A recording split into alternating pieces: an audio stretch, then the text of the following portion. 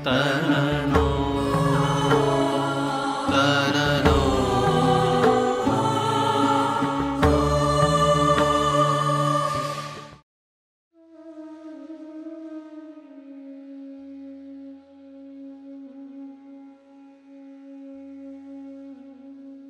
श्रीहरिं परमानन्दम् उपदेष्टारमीश्वरम्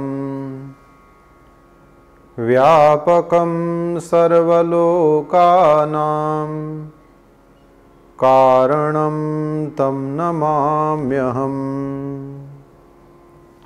परात्मानमेकं जगद्बीजमाद्यं निरीहं निराकारमोङ्कारवेद्यं यतो जायते पाल्यते येन विश्वं तमीशं भजे लीयते यत्र विश्वम्।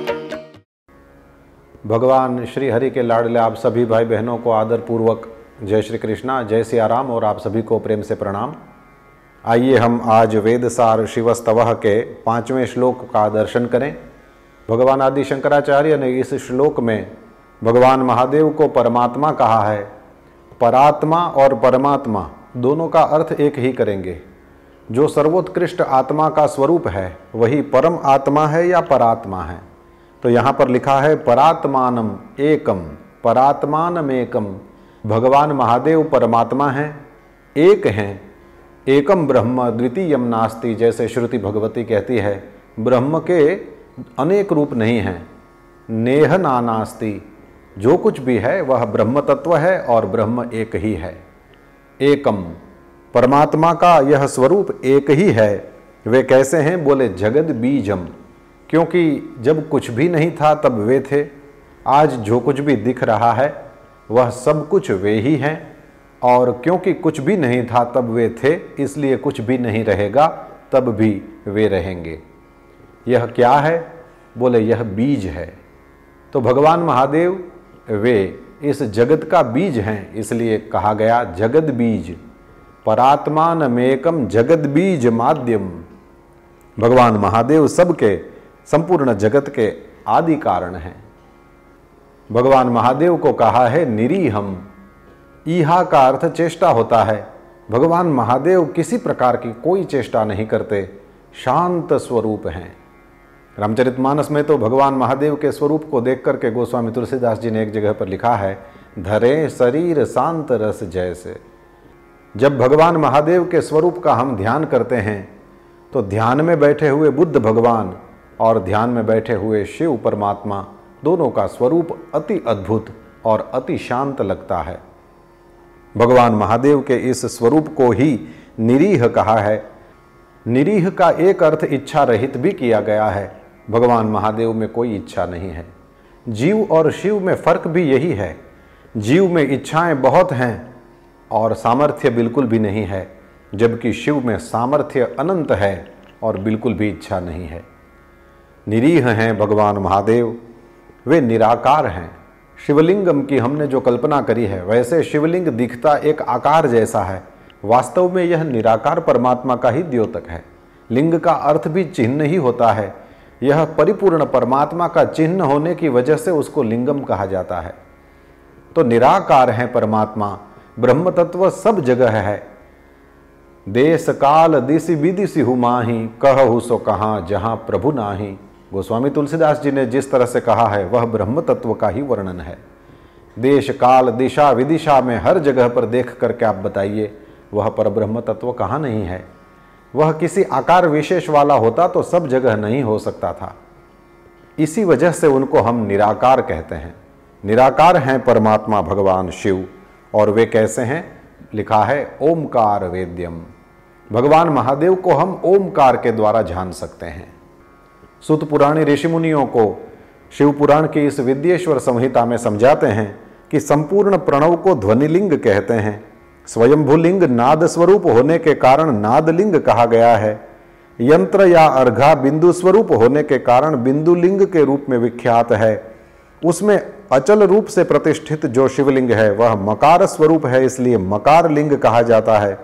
सवारी निकालने आदि के लिए जो चर लिंग होता है वह उकार स्वरूप होने से उकार लिंग कहा गया है, तथा पूजा की दीक्षा देने वाले जो गुरु या आचार्य हैं उनका विग्रह अकार का प्रतीक होने से अकार लिंग माना गया है। इस प्रकार अकार, उकार, मकार, बिंदु, नाद और ध्वनि के रूप में लिंग के 6 भेद हैं। ये सुनते ही ऋषि मुनियों ने पूछा है सुत पुराणी से कि महाराज आप हमको प्रणव का महात्म्य बताइए। भगवान महादेव इस वेदसार शिवस्तवः में ओमकार वेद्य हैं, इस वजह से हम कुछ इस ओमकार के बारे में जानें। सुत पुराणी ने कहा कि आप लोगों का सवाल तो बहुत अच्छा है, प्रश्न तो बहुत अच्छा पूछा आपने, लेकिन इसका ठीक ठीक उत्तर महादेव जी के अलावा और कोई दे नहीं सकता। फिर भी भगवान महादेव की कृपा से मैं इस विषय का कुछ वर्णन करता हूं। कहते हैं प्र नाम है प्रकृति से उत्पन्न संसार रूपी महासागर का। इस महासागर को प्र कहते हैं और प्रणव इससे पार करने के लिए दूसरी नाव जैसा है, इसलिए प्रणव, नव ही नाव है। इस महासागर, इस संसार रूपी महासागर से पार होने के लिए ओमकार जहाज है, इस वजह से इसको प्रणव कहा गया है। ओमकार अपने जप करने वाले साधकों से कहता है, प्र यानी प्रपंच, न माने नहीं है, वह माने तुम लोगों के लिए। यदि तुम मेरे पास हो तो वह प्रणव कहता है किसी प्रकार का कोई प्रपंच तुम्हारे लिए नहीं है। वह इस प्रपंच से, इस संसार से ओमकार अपने साधक को उबार लेता है। फिर कहते हैं इसका दूसरा भाव यूं है, प्र माने प्रकर्षेण, न माने नयेत, वह माने युष्मान मोक्षम इति वा प्रणवः, अर्थात यह तुम सब साधकों को बलपूर्वक मोक्ष तक पहुंचा देगा, यह है प्रणव। इस अभिप्राय से भी ऋषि मुनि इसे प्रणव कहते हैं। अपना जप करने वाले योगियों के तथा अपने मंत्र की पूजा करने वाले उपासक के समस्त कर्मों का नाश करके यह दिव्य नूतन ज्ञान देता है, इसलिए भी इसका नाम प्रणव है। प्र का अर्थ है कर्म क्षय पूर्वक और नव का मतलब है नूतन ज्ञान देने वाला। भगवान महादेव इस ओमकार के द्वारा वेद्य यानी जानने योग्य हैं। प्रणव संसार सागर से पार होने का जहाज है, तो भगवान महादेव भी वही हैं। प्रणव यदि हमको कहता है कि तुम यदि मेरी शरण में हो तो यह प्रपंच तुम्हारे लिए नहीं है, भगवान महादेव की भी शरण में जो भी रहते हैं उनके लिए यह संसार रूपी प्रपंच नहीं है। प्रणव यदि कहता है कि मैं तुम्हें जबरदस्ती मोक्ष तक पहुंचा दूंगा, बलपूर्वक मोक्ष की प्राप्ति करा दूंगा, भगवान महादेव साक्षात मोक्ष स्वरूप कल्याण दाता हैं, उनके भी शरण में जो भी रहते हैं सहज ही उनको मोक्ष की प्राप्ति हो जाती है। और प्रणव कर्मक्षय पूर्वक हमें नूतन ज्ञान का प्रदान करता है। तो भगवान महादेव की तो उपासना ही इसलिए की जाती है कि विद्या की प्राप्ति हो। श्रीमद् भागवत में लिखा है, विद्या कामस्तु गिरीशम, जिसको विद्या की कामना हो, जिसको पढ़ने लिखने में बहुत आगे बढ़ना हो, उन लोगों को भगवान महादेव की शरण में जरूर रहना चाहिए। आज भी हम जानते हैं कई युगों से भारत तो स्वाभाविक रूप से हर प्रकार की आध्यात्मिक विद्याओं का केंद्र है, लेकिन उसमें भी वाराणसी जो भगवान महादेव की नगरी है वह विद्या की ही नगरी मानी जाती है। आज भी आप वाराणसी में जाकर के देखेंगे तो गलियों गलियों में आपको पंडित लोग इस तरह से शास्त्रार्थ चर्चा करते हुए दिखाई देते हैं। तो जिन जिन को भी विद्या की कामना हो, जिन जिन को भी ज्ञान प्राप्ति की लालसा हो, जिन जिन को भी विद्या की प्राप्ति करनी हो, उन सबको महेश्वर का भजन पूजन ध्यान करना ही चाहिए। फिर शंकराचार्य स्वामी कहते हैं, यतो जायते पाल्यते येन विश्वम, जिनसे संपूर्ण विश्व की उत्पत्ति होती है, और येन विश्वम पाल्यते यानी जो विश्व का पालन करते हैं, तमीशम भजे, ऐसे ईश का मैं भजन करता हूँ। ईश स्वामी हैं, ईश मालिक है, भगवान महादेव सबके मालिक हैं। ऐसे भगवान महादेव को मैं भजता हूँ। लीयते यत्र विश्वम, जहाँ से विश्व की उत्पत्ति होती है, जो विश्व का पालन करते हैं और अंत में विश्व जिनमें लीन हो जाएगा, वही महादेव हैं, वही ईश हैं, मैं उनका भजन करता हूँ।